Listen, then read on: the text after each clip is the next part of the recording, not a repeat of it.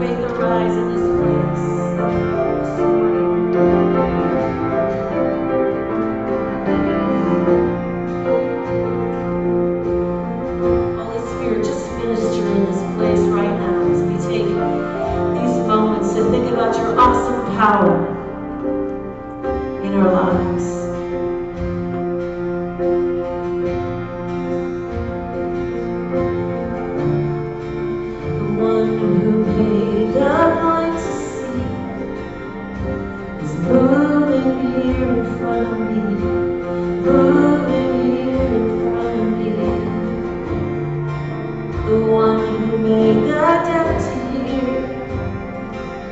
He's silencing my every fear, silencing my every fear. I believe in you, I believe in you. You're the God of miracles. I believe in you, I believe in you. You're the God of miracles. Thank you, Lord.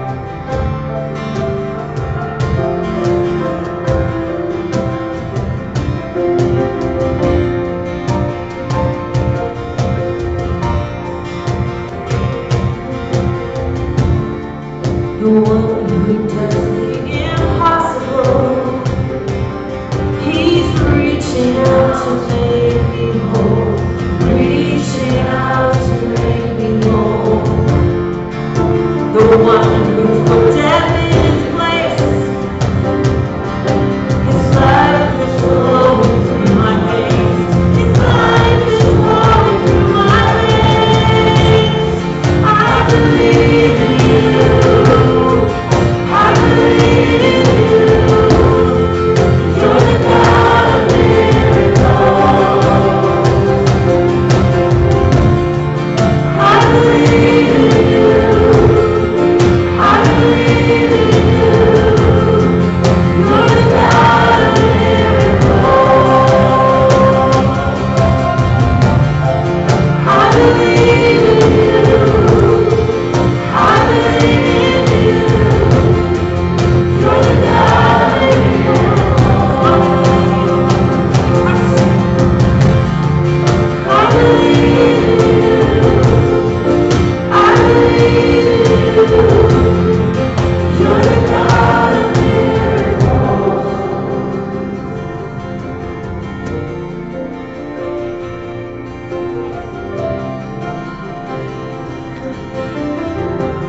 Lord Jesus, right now we put our eyes on you.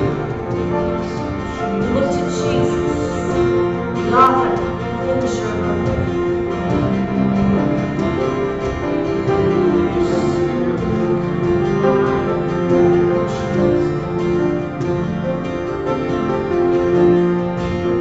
God who was and is to come, power ever risen one. God who brings the dead to life. You're the God of miracles. You're the God of miracles. The God who was and is to come. The power risen one. God who brings the dead to life. You're the God of miracles. You're the God of miracles. I believe in you. I believe in you. You're the God of miracles. I believe in you. I believe in you. You're the God of miracles. I believe in you. I believe in you. You're the God of miracles. I believe in you. I believe in you. You're the God of miracles. Thank you, Jesus. Oh, we believe in you. God of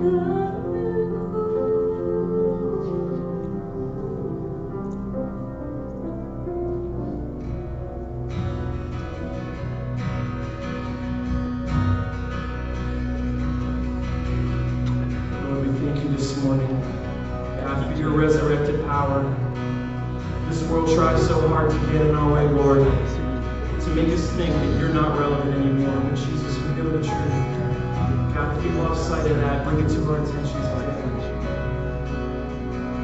The head that once was crowned with thorns is crowned with glory now.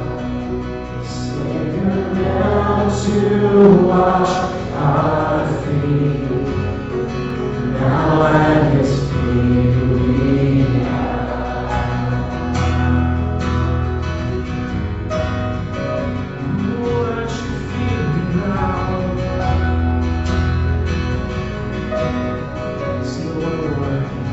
the one who bore our sin and shame, now robed in majesty, the radiance of perfect love now shines for all to see. Come on, this morning, let's sing out your name. Your name is victory. All praise will rise to Christ our King. Your name is victory. Yes, it is. All praise will rise to Christ our King.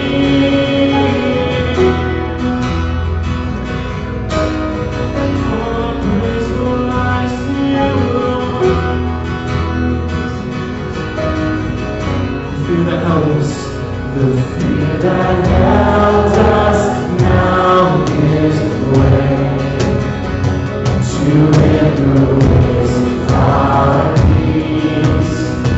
His final breath upon the cross is now alive in me.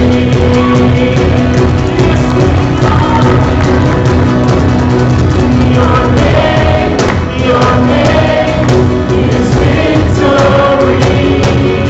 All praise will rise to Christ our King. Your name is victory. All praise will rise to Christ our King.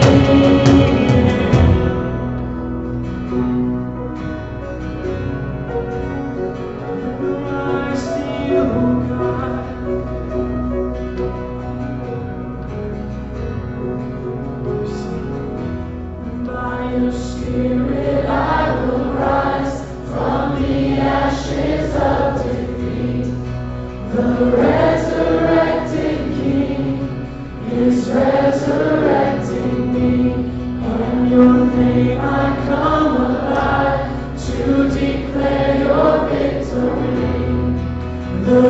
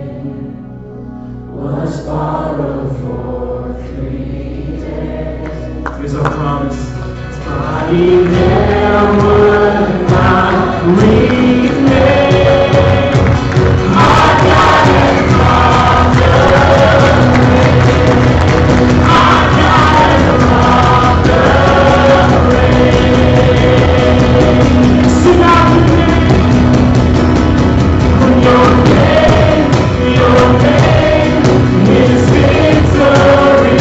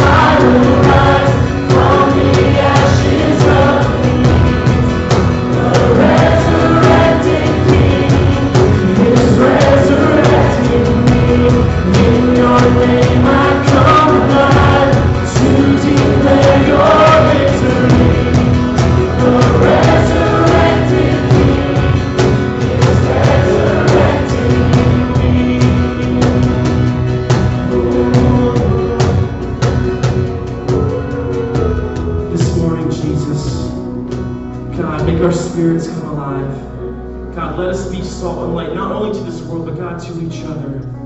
Lord, in this place, let us demonstrate what it means to be servants of you, God, servants first and foremost. And Lord, if we forgot what it means to have a spirit of servitude, remind us today, Jesus. Lord, because that's the heart that you desire. Lord, we love you this morning. We're so grateful for what you've already done, and God, what you're going to continue to do through this week. We love you, Jesus. And everybody said, amen, amen. Find a couple people next to you, say good morning, hey, what's up, whatever you have to do. Good morning.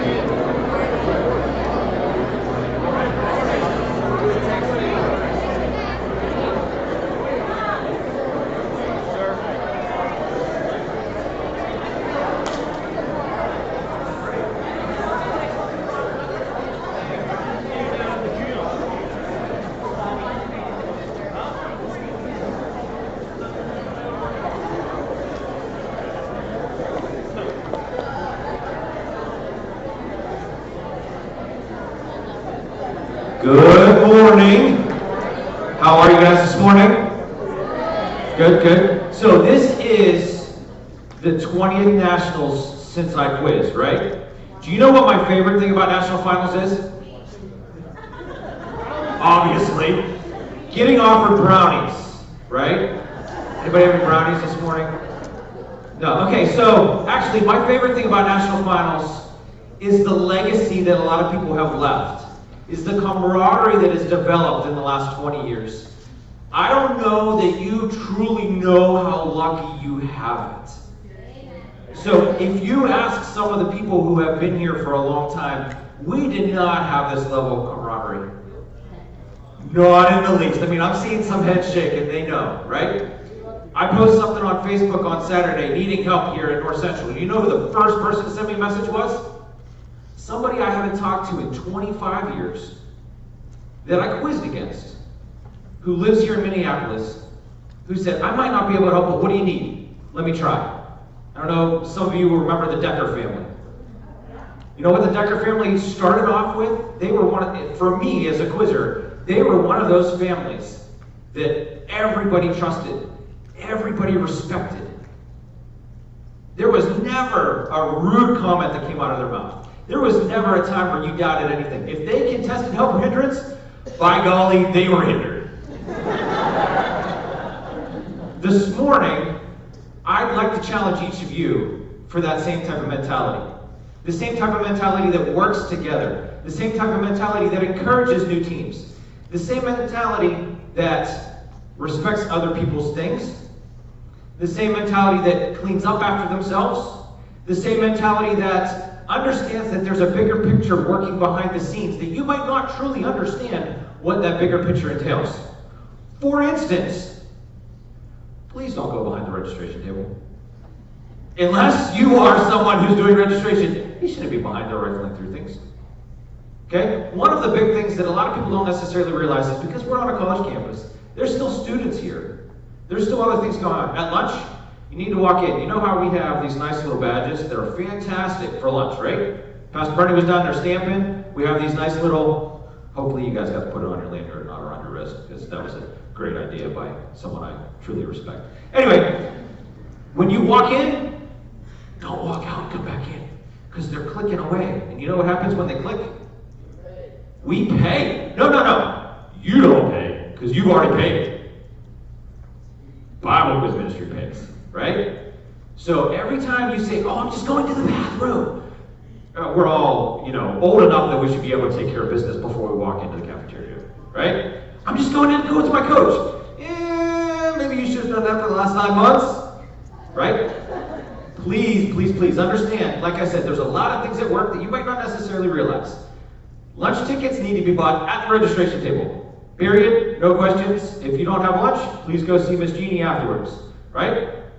No in and out of lunch, because we get charged, right?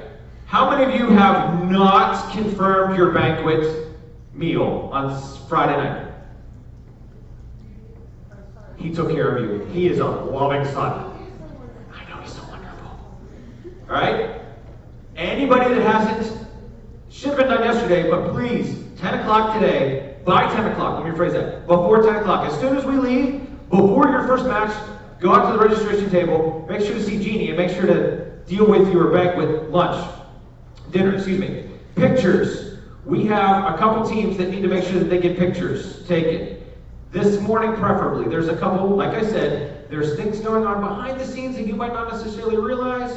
It might not be the most convenient, but there's things that are pushing us to say, please get your pictures done first thing. We have Church at the Grove, Victory Worship, and I think Trinity has a couple pictures left to take. Okay? We are doing the big group picture tomorrow after our morning devotional. We are going to leave, exit that way, and go into the gymnasium. Good? So come ready for the group picture tomorrow. Schedules. There were a couple questions about schedules, right? First off, where's Phillips Hall? Okay? Right. I'm seeing either one of two things. I'm seeing people who say, yes, I need to know, or it's that way, right? So it's that way. You go through the breezeway, you go down the steps, you make a left, and I believe there's a sign back there that says something like Education Hall, right?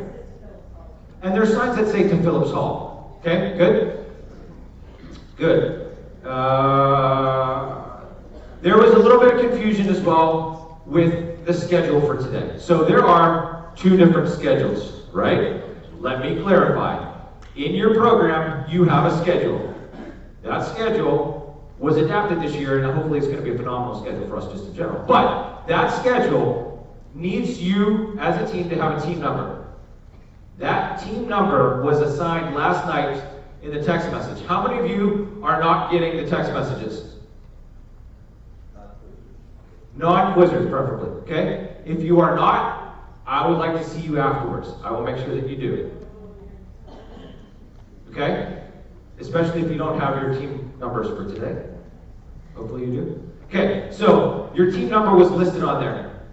Larry's program also has a schedule that when you pull it up on ePost, there's a schedule on there, and there are numbers assigned to each team. That number assigned to the team does not coincide with the number that is in the schedule book.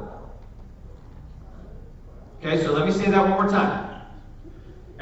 Those that got the schedule last night, right?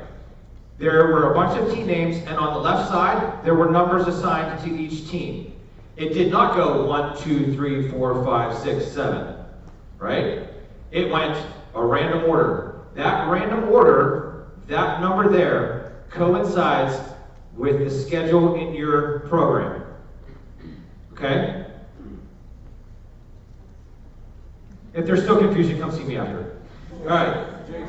Sir. Just for clarity, so if it says I'm team 15, I use the printed material as team 15. Correct. And they should match up. So when you look in your team 15 on what you printed last night, Brian, it should match up with whoever you're quizzing in the schedule. That should align. Right, there's a schedule on ePost as well. Okay? In the champion and challenger, as we rotate rows, when you look, championship starts out in room A, C, E, and so on. Challenger starts out in B, D, and so on. F, yeah, I was having a hard time. I was struggling this morning. Okay? That's, as an official, you'll see that on the computer. We'll talk to whoever picks up your questions. We'll make sure that you're okay with that. Setting up the computers, okay? Good? Once again, if you have a question on the schedule, come see me after. I'll hang out up here. If you are not getting the text messages with the general information, come see me. There's also play-by-play for those that want it. I've enjoyed it this year. I hope you guys have too. I've seen some great things other than just this person beat this person. There's been some fun information, some nice pictures. So if you want that, get that, but make sure your phone's on silent because you don't want it vibrating the whole time you're in around. All right, good?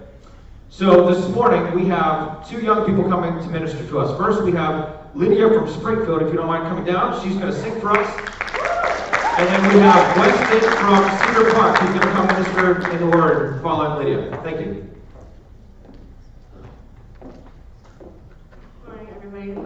Like I said, I'm Lydia from Springfield. I'm going to be singing a song, and if you don't mind, if you would like, I invite you to worship with me. Thank you.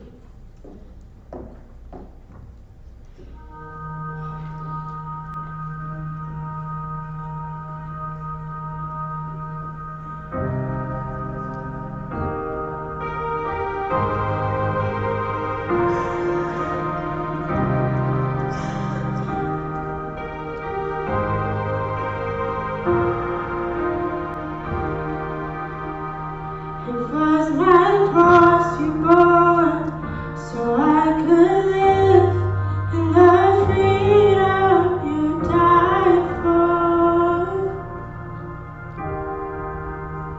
And now my life is yours, and I will sing of your goodness forevermore.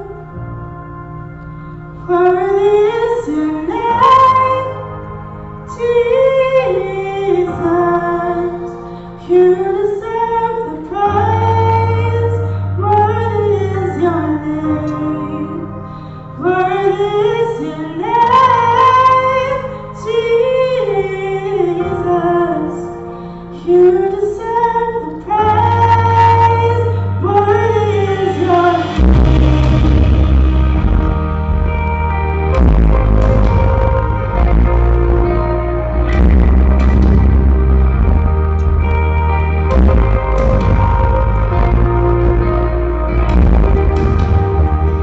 And now my shame is gone.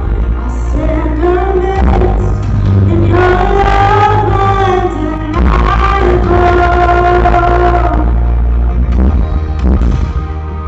Your grace goes on and on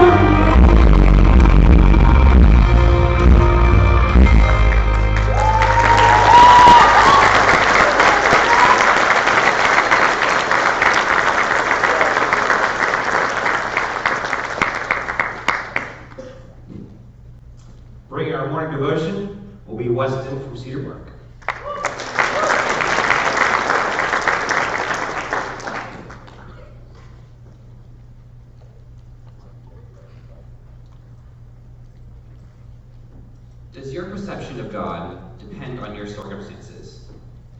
Do you find yourself seeing God as an unsympathetic figure in your life who doesn't care what you're going through? Is your faith shaken when life is painful, or is it turning out how you expected? In order to keep from becoming doubtful of the Lord's goodness in our lives, we first need a strong foundation, a knowledge that no matter what, God is good. Well, what does the Word say about God's goodness? 1 John 4:8 says that God is love. He is literally the epitome of love. He loves us so much. We're his children. He created us. Psalm 23:6, your goodness and mercy will follow me. Going on, Matthew 7:11, if you, though you are evil, know how to give good gifts to your children, how much more will your Father in heaven give good gifts to those who ask him? We need the foundation of the overruling knowledge that God is infinitely good if we're going to trust him and not doubt him during life's trials. Now, it's one thing to say that we know God is good, but it's a totally different thing to walk that out in the midst of life's trials.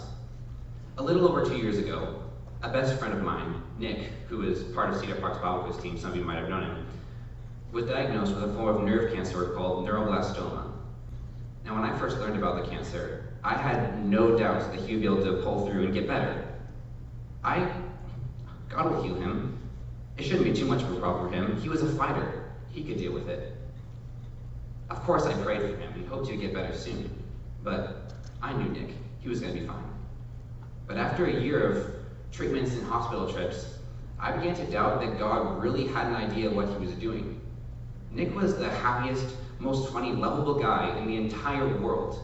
Why should this be happening to him? It was around that time that I heard a family friend say that I had to settle it with God at the extreme and declare to him that even if the worst situation comes to pass, God was still good. After hearing that, I quickly realized that my perception of God was based on my circumstances. That night, I voiced my extreme to God. I told him that even if Nick died a painful death that night and I never saw him again, I would still declare God to be 100% good in my life. Now, thankfully, that extreme didn't happen right away. But 8 months ago, I was sitting in Nick's living room talking to him for what I knew could very well be the last time. And that was the case, as the next week his body finally succumbed to the cancer and went home to the Lord. I admit the next few days, weeks, and months were very tough. But through Nick's life and death, his story has impacted people in ways I never thought possible. Many people outside the church were touched by his love for life despite his predicament. I've had friends who didn't even know Nick, but only heard about him, remark about what an amazing young man he must have been to leave such an impact behind. At first, I never thought anything good could come from a situation like that. I didn't see the potential, but God did. He never once didn't have a grasp on the situation at hand. God knew when it was the right time to take Nick home. Now, if I were to say that because I know Nick's in heaven right now, all I feel is joy when I think about his life, I would totally be lying. In fact, a couple of times when I was writing this short sermon, I had to take a break because I burst into tears. When those close to us don't make it through a sickness or are unexpectedly taken away from us, we mourn, we're sad, and that's not a bad thing. Death is an especially painful experience for those who are left behind on earth. But as we've learned this year in 2 Corinthians 5, we have an eternal house in heaven to look forward to. And someday, that eternal house will be a reality for us. Even though it hurts now, we have a hope that continues beyond this life. I mean, it sounds cliche, but the Lord sees the big picture. He sees the end result. Nothing escapes his notice, and nothing comes as a surprise to him. Romans 8:28, for we know that the Lord works all things for the good of those who love him. My last question, what's the worst outcome? What's your extreme? And I encourage you, settle that with the Lord now. Make the decision to trust him no matter what. Then when the trials come, you'll have that foundation rooted in God's goodness. If your extreme has already come to pass, hold fast to the Lord. He's the only one who has the ability to strengthen us and comfort us in the midst of the pain of loss. If you don't have that eternal hope, if you don't have the assurance of knowing You will spend eternity in everlasting joy and happiness with the Lord. I, along with countless others in this room, would implore you to make the decision today to give your life to the Lord. None of us know what tomorrow may hold. Remember, God is faithful, He loves you, and He sees so much more than we can ever grasp or understand. Thank you.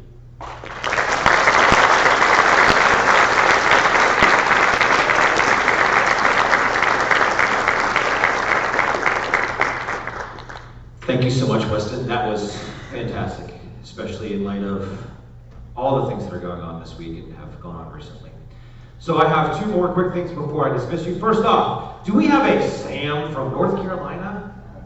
Sam? Oh, yeah, wait. Make sure that as you walk down here, you find someone who's nice enough to share $1 with you. And make sure you give it to Pastor Bernie as you walk back up this walk of shame.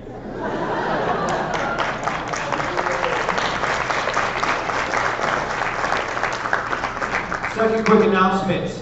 Tonight, who knows what's happening tonight? Alumni. The Alumni Fellowship tonight. If you are graduated, if you are a senior who is graduated, basically because hopefully you're not still to college on July 2nd, or high school on July 2nd. Anyway, if you are done basically with Bible quiz after this week, please join us tonight for the Alumni Fellowship. Done quizzing. I'm sorry. Do I need to clarify? Please come back next year. Please officiate next year. Please coach next year. But if you are done quizzing, if your quiz career is over, please come tonight. Enjoy the Alumni Fellowship with us. We will be, you know where the ice cream social was? Right? Right before that, there's a couple rooms, and that's where we'll be hanging out. Right? Good? Good? Officials, whoever's the head quiz master in your room, please make sure you come pick up your questions, tablets. If you need the text messages, come see me. If you need clarification on the schedule, I'll be up here as well. Otherwise, you are dismissed. Good luck. Godspeed.